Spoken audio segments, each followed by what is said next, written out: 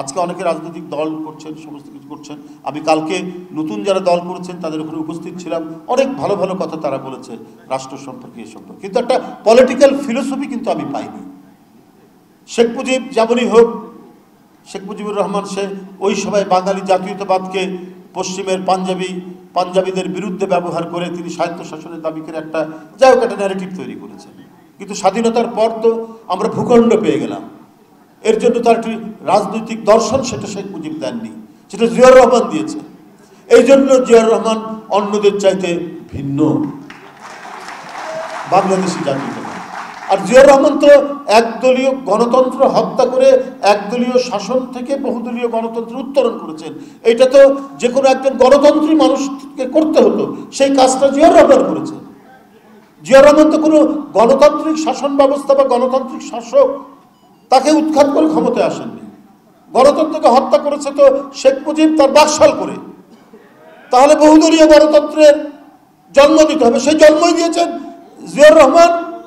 আজকে এতগুলো টেলিভিশন, আমরা যে খবরের কাগজ পড়ছি, গণতন্ত্র যে বহুমতের যে একটা জায়গা আছে, সহিষ্ণুতার যে একটা জায়গা আছে, এটা কে সৃষ্টি করেছে? এটা জিয়াউর রহমান। কোথার থেকে? বাকশালের অন্ধকার গুহা থেকে এই গণতন্ত্রের আলোর মশাল জ্বালিয়েছিলেন তো জিয়াউর রহমান। তাই আজকে যে সমস্ত বুদ্ধিজীবী বলেন বিএনপিও তো ক্ষমতায় থাকতে তৈরি, আরে বিএনপি ক্ষমতায় থাকতে তৈরি বা জন্মের সাথে অন্যদের জন্মের হাজার পার্থক্য আছে। কারণ বিএনপি এমন একটি আলোকিত গণতান্ত্রিক ব্যবস্থা তৈরি করেছেন বলেই দেশনেত্রী বেগম খালেদা জিয়া আবার যখন গণতন্ত্র সংকটে পড়েছে, নিমজ্জিত হচ্ছে, তখন আবার তিনি গণতন্ত্রের মশাল জ্বালিয়ে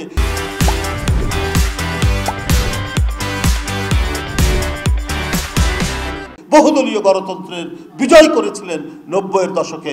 এবং এই 2024 পর্যন্ত যে প্রেরণায় আমরা রাস্তায় নেমেছি, জেল খেটেছি, দিনের পর দিন রিমান্ডে গেছি। সোহেল যে কথা বলেছে, আমাদের প্রধান অতিথি যেভাবে নির্যাতন ভোগ করেছেন, মানে দিনের আলো বা রাতের অন্ধকার বোঝা যায়নি যে 60 দিন যে ঘরে রাখা হয়েছে, এটা রাত না দিন সেটা টের পায়নি। যে এত যে নির্যাতন নিপীড়ন, এটা কিসের, কার প্রেরণায়? দেশনেত্রী বেগম খালেদা জিয়ার প্রেরণায়। যাই হোক, আমি আর বক্তব্য দীর্ঘায়িত করতে চাই না। আমি আফজাল ভাইকে ধন্যবাদ জানাই, তার এই কাজটি তিনি করেছেন এবং তার মধ্যে একজন লেখকের হাতে এই বইটি তৈরি হয়েছে। আমরা এখান থেকে অনেক মূল্যবান পাবো। আমার কোনো সমালোচনা নেই, তবে ছবিটা আরেকটু অন্য ধরনের ছবি দিলে ভালো হতো। এটা খুবই গতানুগতিক ছবি হয়েছে, আরও অনেকেই এটা ব্যবহার করে। তবে এইটা যদি আরও ডিফারেন্ট টাইপের ম্যাডামের একটা ছবি ধরে পড়ে, এটা আমি মনে করি যে আরও আকর্ষণীয় হতো। যাই হোক, আমি আবারও ধন্যবাদ জানাচ্ছি আফজাল ভাইকে জানিয়ে আমার বক্তব্য শেষ করছি। খোদা হাফেজ।